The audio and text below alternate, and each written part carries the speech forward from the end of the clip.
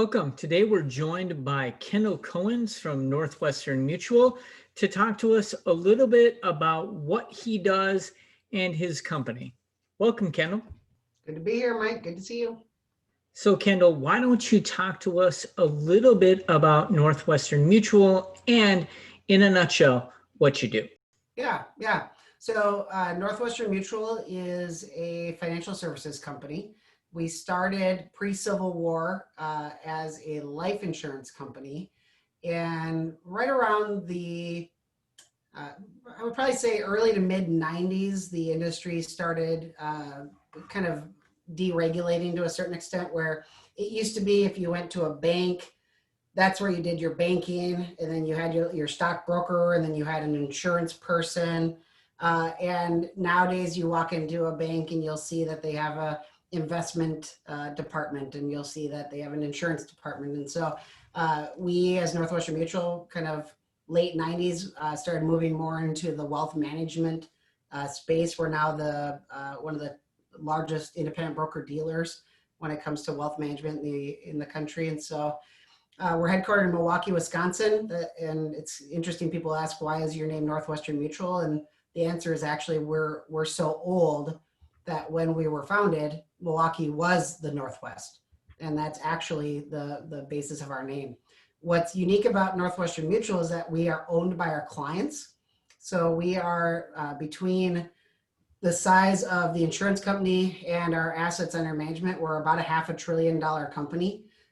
So we're actually one of the largest companies in the industry. We also are one of only 2 companies in the United States that have the highest financial ratings from, and I don't just mean this in financial services, all companies that have the highest financial ratings from all 4 ratings agencies and have a stable outlook, us and Microsoft. And so where I was going with being owned by our clients is we're not publicly traded. You can't buy stock in Northwestern Mutual. All of our profits go back to our clients in the form of dividends. And so when your shareholders and your clients are the exact same people, it's a better model because you aren't trying to split loyalties. And so that has afforded us an incredible amount of strength and consistency as an organization, to the tune of this year, we're going to be paying out over $6 billion in dividends back to our clients, and that's more than the next 5 companies combined. And so that's at least a little bit about Northwestern Mutual. And what I tell people is that I work in 3 different areas when it comes to money. I help people protect money.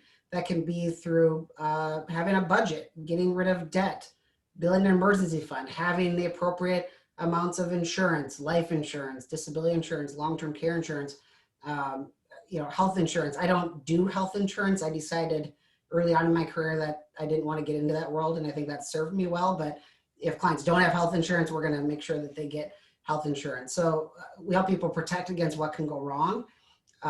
We also help people grow money. And I think that's what most people view financial advisors. What they do is I have this much, I want this much for later. And so we certainly do that through retirement saving, planning for college, planning for a future goal like a vacation home or a dream vacation or a car or a wedding or whatever it might be. And then the third area that we help people in is actually using their money. The reality is as our Northwestern Mutual commercials like to point out, is there's roughly 330 million stories in this country. And most of them are about the balance between what's important now and what's important in the future. One of our commercials starts with this dad in the backyard mowing the lawn, and it's clearly a brutally hot day. And all of a sudden his teenage girl starts yelling, "Dad, Dad." And so he turns the mower off and looks, and she's like, "Can you take me to, Stacy's place?" And he just kind of lets out a sigh, and she lets out and she stomps into the house. And then he kind of looks up into the sky, and then the next thing you know, there's a backhoe digging a pool in the backyard. And it's about the fact that, tomorrow isn't just 30 years from now, but it could be tomorrow. And so it's about, as the commercial says, it's about helping people make the most out of life while they're, the kids are still in the home even. So it's really about helping people prioritize what's important to them. And my background is actually in psychology. I don't have a degree in finance or anything like that, And so I feel like a lot of what I do is helping people align their values with their actions and helping people eliminate confusion and instead have clarity in their financial situation. Because it feels like most people are operating on a pendulum of, do I pay down debt or do I save more? Or do I give more or do I pay down debt? And so it's just helping people align their values with their actions. And then it is absolutely helping people get to whatever it is that they're trying to accomplish in life. But that third area of using money is a little bit different mentality than a lot of places. A lot of places, the idea is we're going to manage your money. It's all about just grow. And it's not actually about ever use it. Like, how do you actually use it? How can you feel like you have permission to use it? Good example is in retirement. When people are savers, it's actually quite hard for them to become spenders once they retire. But if they don't spend it, they'll end up not spending it. And then they leave a bunch of money to their children, perhaps, who do all the things that the parents hoped they could do in retirement, like golf and live in Florida and take great vacations. And because they don't know how to spend, they end up passing all that on to their kids, who then go on a lot of great vacations and buy a house down south and play a lot of golf. So the third one's kind of helping people use the money. You and I have known each other for over a decade.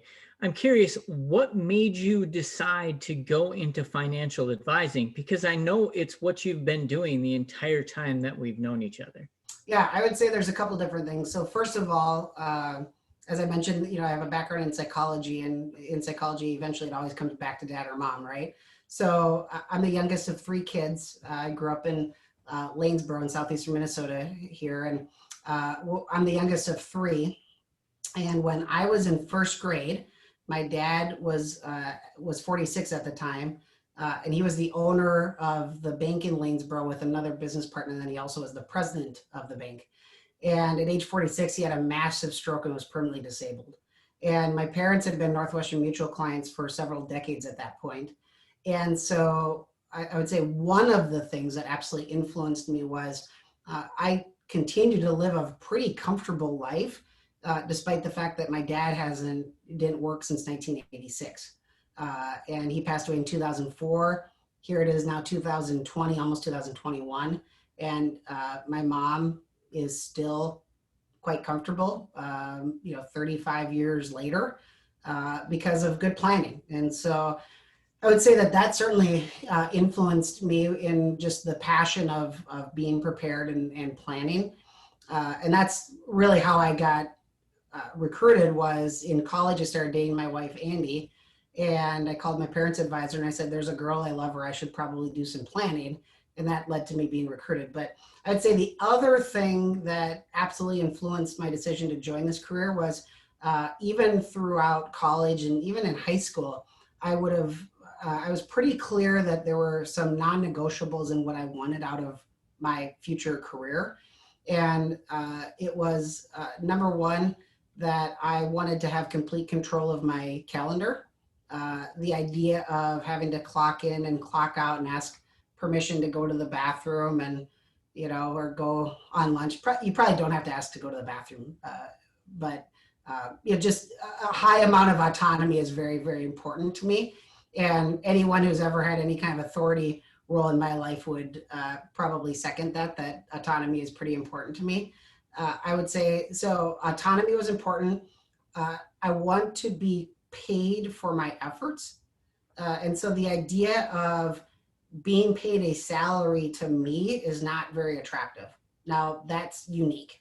And I would also say that, like, my wife, for example, doesn't have that same DNA.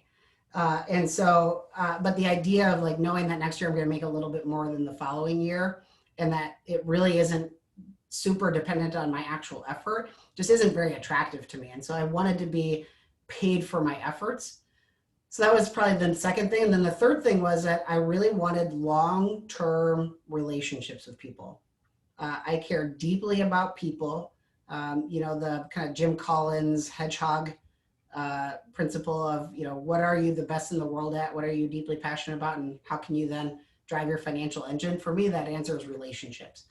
And I don't want this to sound cocky, but I care a lot about people, and people know that I care about them. And so there's certainly other careers that you have control of your calendar and you have unlimited income potential. But for example, you maybe don't have the long-term relationship. So like you could be in any other sales role, for example, you could sell cars, but again, you don't have that long-term client relationship part that you get with this, because one of the most rewarding things, and I've now been an advisor 19 years, and so I'm starting to see more and more of this, is the people that started for college 15 years ago, those kids are going to college now. And I get to see that, my advice actually being carried out.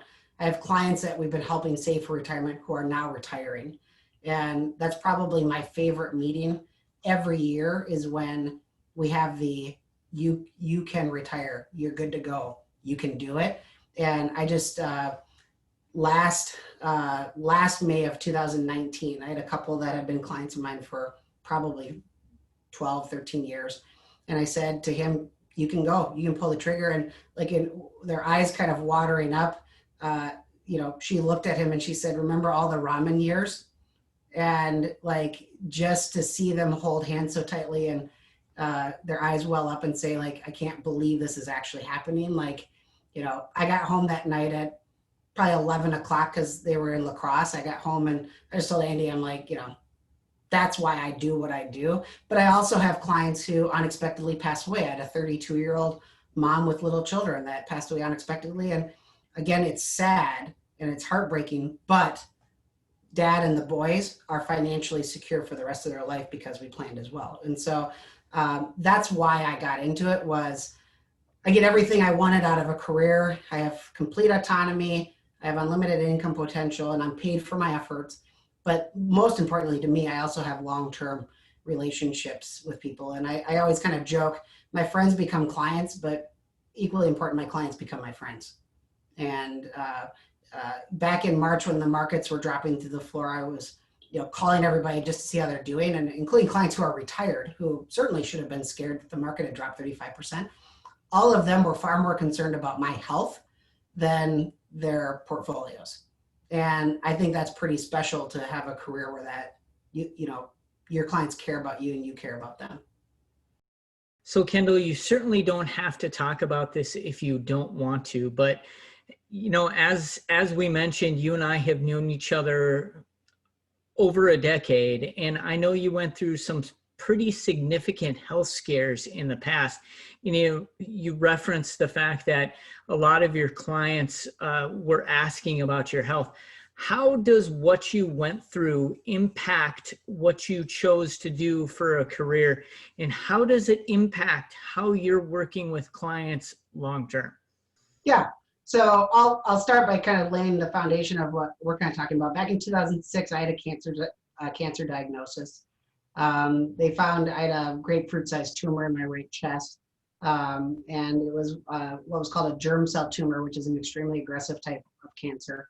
And I underwent very aggressive chemotherapy. One of the chemotherapy drugs actually destroyed my left lung. So I had surgery to remove what was left of the tumor after some of my chemo treatments, and actually went into respiratory arrest from the surgery because my left lung couldn't function from the chemo damage. And so I was in an induced coma for a month, and I was on a ventilator for 5 months. So that's just a little foundation of what Mike was referring there to. So what I would say is that, it didn't change my perspective, because I would say my dad's story already had played a significant role in my beliefs about planning, and particularly planning for what could go wrong. I like to say we plan against what can go wrong so that we can afford the luxury of enjoying what goes right, and not let things derail us. And so when the doctor came in and said, we know why you have this chest pain, you have this large tumor in your chest, because of good planning, I kind of kicked everybody out of the room, the doctor, and by then my family had started accumulating, and I kicked everybody out, and I had Andy just come sit on my lap, and I just said, there's two things that come to my mind right now. The first thing is, is that you need to understand that I've planned for this, and no matter what happens, you're going to be okay. And she was a full-time student in the Mayo Medical School at the time, and she had said, I'm going to quit school. And I said, we're not going to make permanent decisions based on a temporary problem. And because I had planned, you get to keep moving on that path. I'm not going to let you derail your dream because of this. The other thing that allowed me to then do is say, because we're not going to be worrying as much about money, is we get to focus a lot more on how we respond to this, and that we're going to have a lot of people watching us, and this is an opportunity to have a really, really loud testimony for our faith and the role that God plays in all of this. And there's the saying that, you can't have a loud testimony without pain. And so we knew that we'd have an opportunity to really have an impactful testimony through it as well. And again, just not having to worry about money allowed us to be much more intentional and aware of our response. So, but there's no doubt I'm not sure if I answered your question. So I'll try to answer it now. It just means my commitment and my immovable passion about comprehensive planning is unshakable. And if I would meet with someone who doesn't align with that, we just aren't going to work together. I always say that I have two rules of who I work with for clients. And you'll notice that how much money you have isn't one of my rules. It's just, are you responsible, or at least do you want to be responsible? And do you love your family? Because if you don't love your family, we just have different values. I'll find you another advisor that's a better fit for you, because that's just not who I am, because I deeply love my family and I'm going to deeply love your family. But then the other piece would be, you got to at least want to be responsible. If you don't want to be responsible, the way the saying goes, it's like trying to teach a pig, to sing. After a long time, you're exhausted and the pig's really annoyed. I'm chuckling a little bit about that analogy there, Kendall. Why don't you talk to us a little bit about the technical skills that are needed, and on top of that, the education that's needed to do the role that you're doing right now? Yeah, so I quit college to start my career as a financial advisor. So I met my wife at the University of Northwestern St. Paul, and I had started as an international business major with an emphasis on China. After a week of Mandarin, I realized that American business was probably just fine.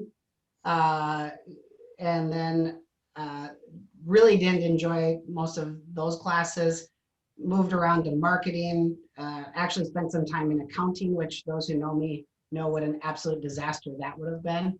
I'm not a highly technical spreadsheet kind of guy. I'm not a details guy. My wife would say, you're not the details person in our relationship. And so, as I said, I started dating Andy and called my parents' advisor, and he actually brought up, you should look at this career. And so I actually went through the interview process, and by then I had changed my degree to psychology, because those were the only classes I even remotely enjoyed. But I also knew there was no chance that I was gonna get my 4-year degree in psychology, then go get my master's, then go get my doctorate to even be able to make a reasonable living in that. And so I called my mom one day and I just said, hey mom, I think I'm going to drop out of college and start my career as a Northwestern Mutual advisor. And her response was, I think that's a fantastic idea, Kendall, because she knew how I was wired. She knew that I wasn't all that happy in college. My dad had a high school education and ended up owning a bank. And so I came from a rather entrepreneurial family as well. And I want to be careful that I'm not bashing education. I want my oncologist to be extremely well educated. I want my surgeon to be I don't want them to just be an entrepreneur and work really hard at it. I do want them to have a certain level of education and knowledge. But I wouldn't say an education or a degree is required to be a financial advisor. In fact, my managing director does not have a 4-year degree. Our number one advisor in our network, out of 200 advisors, some of our top advisors don't have degrees. And so I would say that it certainly isn't required. If you're in college, I think I've seen too many that believe that things like finance is really important. And then again, you do have to understand math and you have to understand some of that kind of stuff. But a lot of our technology does that stuff. And so really people skills, learning to listen and actually not listen to hear versus listening to respond, stretching your empathy muscle, you know, and quite frankly, hard work is really most important, because my managing director would always say that he has really two rules of who he would want to bring into our office as a new advisor. He said the first rule would be that they have to have either a track record of success in like sports, whether that's high school or collegiately, or he said farm kids, because every farm kid also has a work ethic. And then the second thing is you have to pass the, what I want to grab a beer with this person. Like if he doesn't like you, he's not going to change our culture, you know, just to hire you. And so, yeah, so I would say definitely my psychology classes actually have been far more applicable, because again, people make financial decisions, good or bad, based on how they feel. Very few do it based on logic. And so, you know, strengthening that muscle of being a good listener, empathizing with people, really being willing to get uncomfortable. And then I think the other thing is you have to be brave. Like you have to be willing to ask people to introduce them to people you know that they care about, because we do have to prospect. We do have to meet new people. That's how this works. And so it is a prospecting career as well. So you have to be brave. You have to have some thick skin and not care too much about what people think about you. But if you're going to go to college, I'd probably focus as much on human behavior as I would numbers, quite frankly. We're talking to a lot of high school students right now. What kind of classes would you suggest that they take to get the soft skills that you were referencing before? And what kind of classes would you suggest that they take to move into a career like yours? Yeah, good question. I went to a really, really, really small private school. And so the offering for classes was quite limited. And so I didn't have a lot of elective options that I could go to. I mean, I certainly, looking back, if I could have focused on speech and debate, I would say would have been two really important classes to have taken. Anything that has to do with your ability to communicate. Again, English, creative writing, those kinds of things I would think would be very, very applicable. Again, you do have to be able to do math. Like if you can't do math, this is a pretty rough career. So, you know, don't blow off math either, but you certainly don't need trigonometry and calculus and those kinds of things. One other thing I thought I would mention, Mike, is you also, I have a lot of licenses that I had to take. And so you don't get to just do this career and mess with people's money without a lot of credentialing. And so I have my Series 6, my Series 63, my 65, and my 7. And then I also have a designation behind my name called CLU, which is Chartered Certified Life Underwriter. I think Certified Life Underwriter, which was eight courses. And so you also do have to be focused on growing, but especially, I mean, we have a lot of people that look at our career who can't get through especially the securities licensing part. So you do have to know how to study and take and pass tests. So you do need to you have to have the maturity to take studying seriously. That's exactly where I was going to go, Kendall.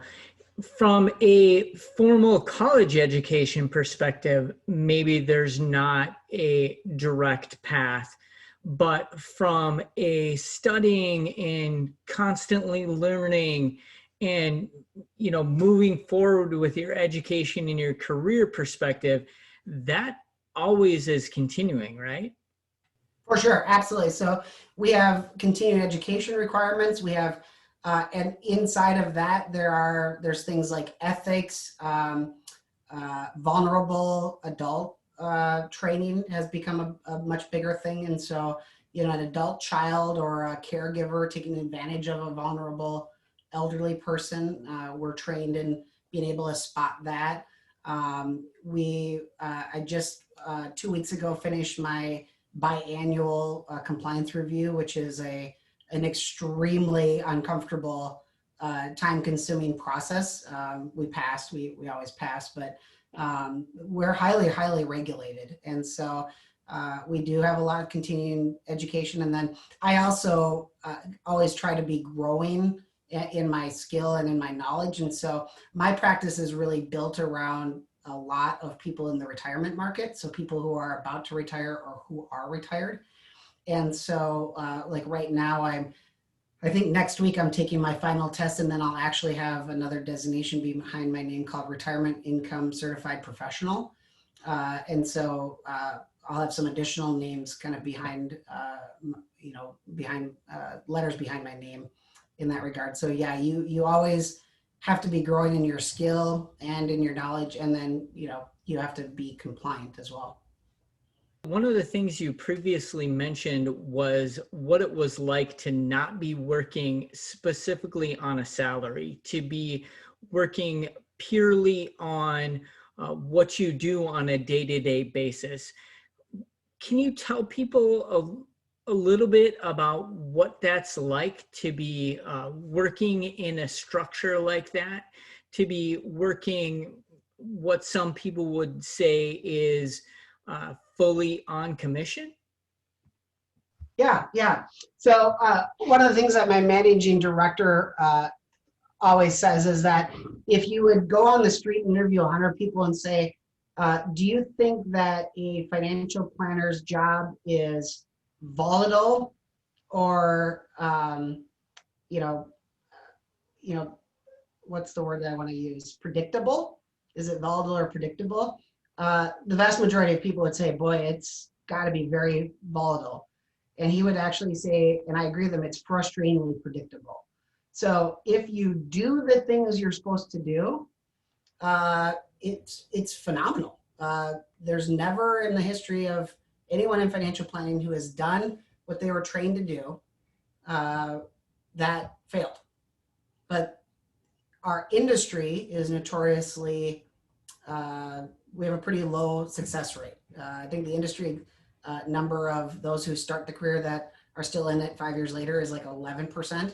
I think ours is closer to a little bit over 20%, which is still not great, but it's twice as good as the industry. And we define success as still in the business 5 years after you started.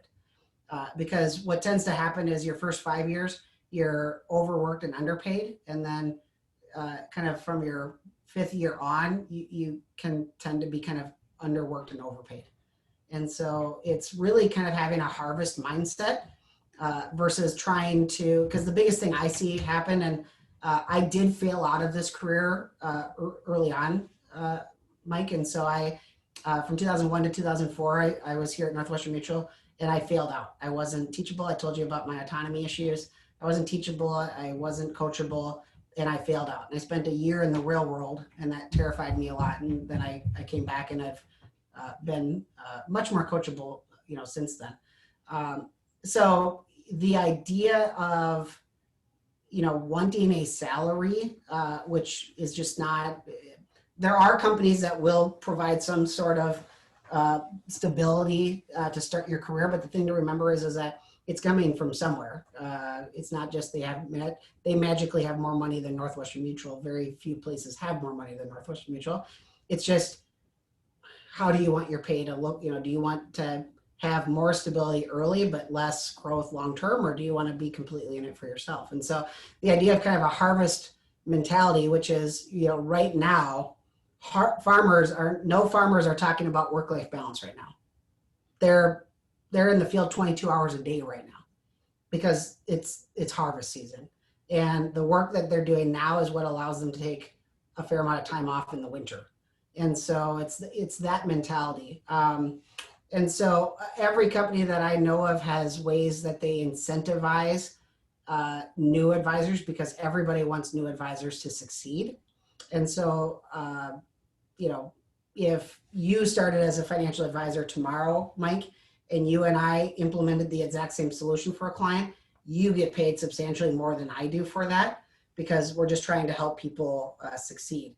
But over time, what ends up happening is you build a lot more residual income and are far less dependent on kind of, upfront initial lump sum income. And so you get to the point where you really stop even thinking about what you make on a particular case, because the majority of your income comes in every day, whether you do something to help a client or not, because you're being rewarded for the work that you did back in the day. So it's scary. It's very, I think, countercultural. But I also think it's probably the most free market way to make a living as possible, just like anyone else who's self-employed, because really we're technically self-employed. So one of the things that I want to clarify, Kendall, because you just talked about it, is because of residual income, you said you're making money no matter what, no matter if you help your client succeed today or not. And I just want to clarify that that's not entirely true, correct? Because if you weren't helping your client succeed, you wouldn't have that residual income. Do I understand that correctly? Yeah, correct. But I probably said helping a client instead of just saying the word commission, earning a commission. Because I think that's something that I oftentimes will see people come into this career and not have the mindset that you are in sales. And I would argue everyone's in sales, because all of us are trying to convince somebody of something. If you're a doctor, you're trying to convince the patient that you know the right solution to their health issue. And so you have to be going back to where I said, you have to be brave. I've seen a lot of people who want to help clients, but don't have the courage to actually ask them to take action. And they're not any better off. If someone is, let's say that, Mike, you're young dad with 2 small children, and you and I met, you had no life insurance, and you left my office not buying life insurance because I didn't have I wasn't courageous enough to say, hey, Mike, you need to buy life insurance. You walk out that door, you're not any better off, and I'm not any better off. And so I think I was trying to avoid the kind of commission term, but you don't worry early on. You do worry about where your income is coming from. And that's why, but again, going back to what my MD says, it's frustratingly predictable. If you just do what you're supposed to do every day, that all takes care of itself. If you don't, you absolutely will worry about where your next check comes. One of the things that you referenced before, but I want to touch on it here again, as we talked about, you and I have known each other a pretty long time. And so I kind of know what your career path looks like, but why don't you talk to people a little bit about what kind of advancement opportunities there are in an organization like Northwestern Mutual, and kind of what that path looks like, how you move up within the organization? Yeah, so at various times in my career, I've been just a financial advisor running my own practice, which is what I'm doing right now. There's been other times that I've been in a formal leadership role as well. Every company in our industry is going to be a little bit different in that regard. Northwestern Mutual does not have any roles until you are literally at the level of like managing partner, which would be running a major shop of 200, 250 advisors. Every other role up to that point is you are also in production. You are still running your own practice. And so not every other company is that way. There are other firms where if you're in leadership, you have no client contact. I have a strong belief that the best part of our career is the client. And the closer you're to the client, the more in control of your situation are. The farther away you get from the client in our industry, the less control you have over your life. And so, but there are, I would say, in leadership, there's probably 2 paths. There's a recruiting path, and then there's like a coaching development kind of path. At Northwestern Mutual, we basically say those are the exact same thing. So you're always recruiting talent and coaching talent.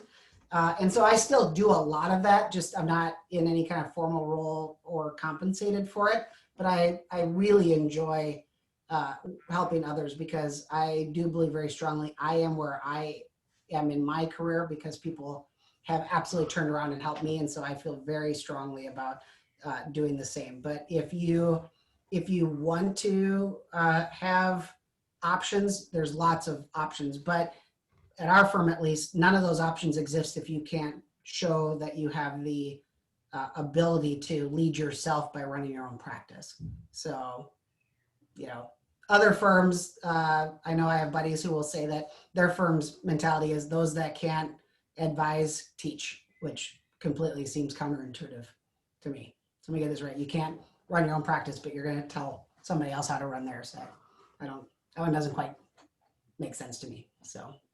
Why don't we talk a little bit about that recruitment aspect that you were talking about? Not just recruiting new advisors, but also recruiting clients and really some of the soft skills that are necessary to do the work that you're doing, and how you went about gaining those soft skills to assist you as you move forward.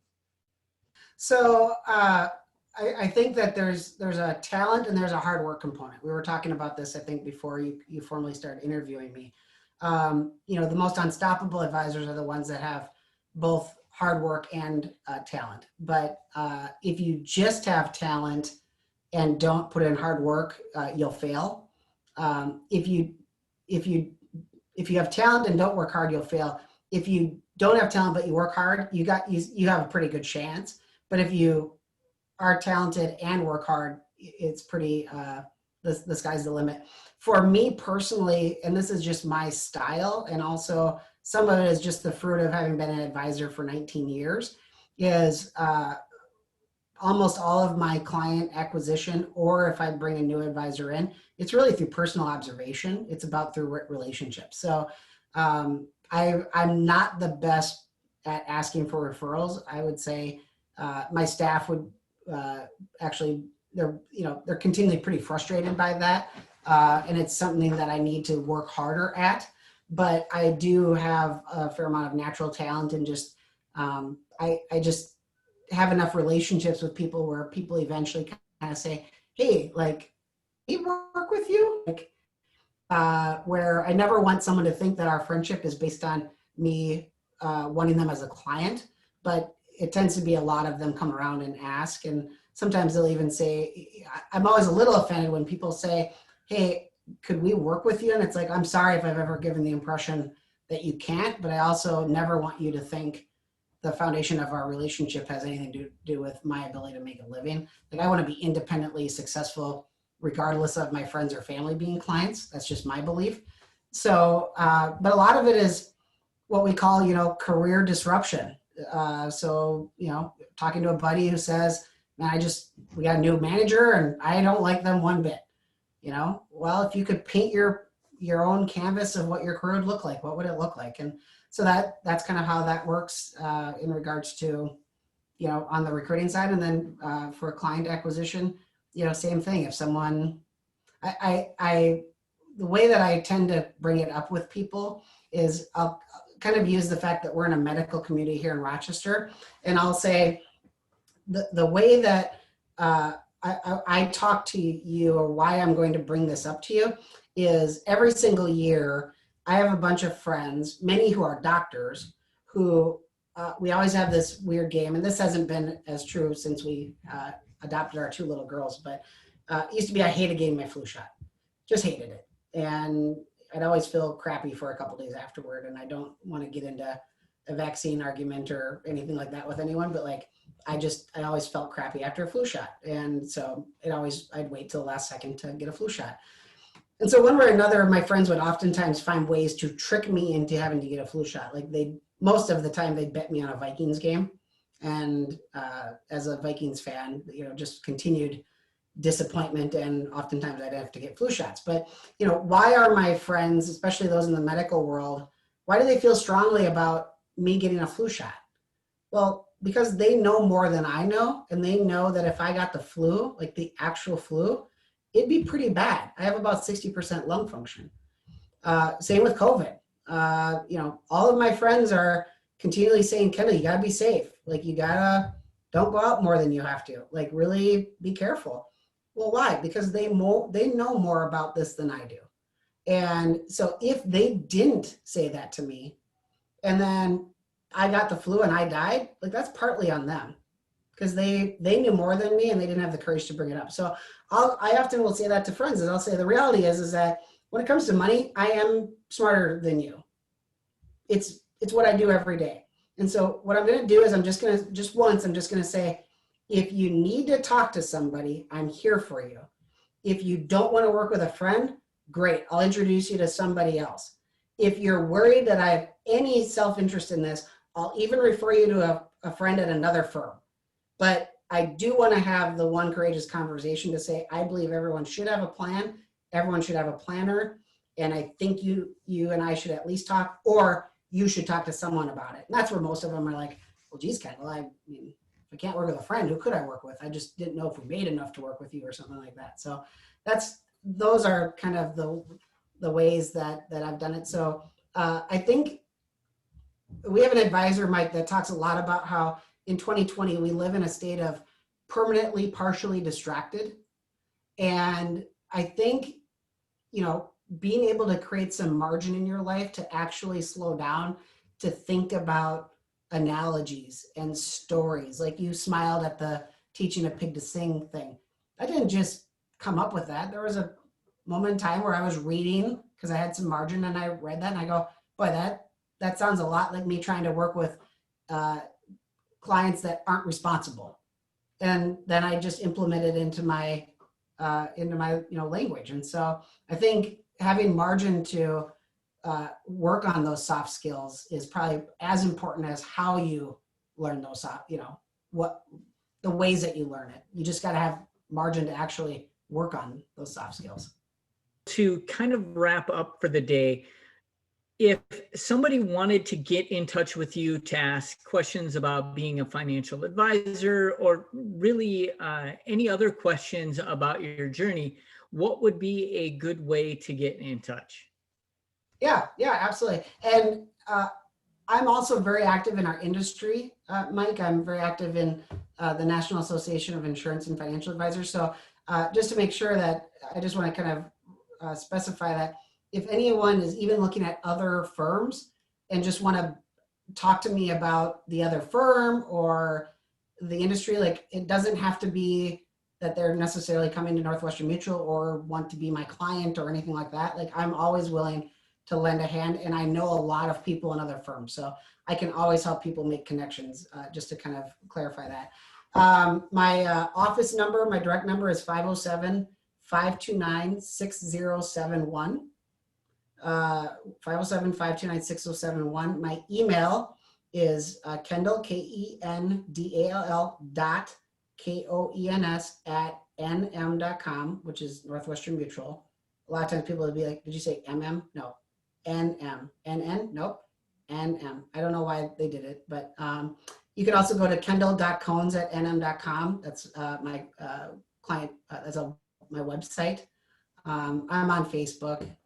I'm not on Twitter. I might still be on MySpace.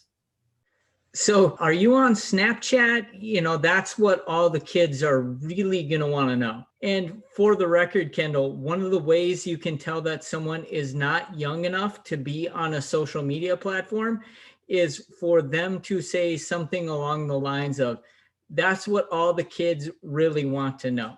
I'm not on Snapchat. I'm not, no. If anyone, wants to reach out, I'd happily answer any questions for anyone. So, Kendall, thank you for taking the time. Thank you for all the information that you provided. I know that what you talked about today is going to be very helpful for any students who have an opportunity to watch this video. I hope your wife and the girls are doing great. And I hope you have a wonderful rest of your day. Sounds good. Thanks, Mike.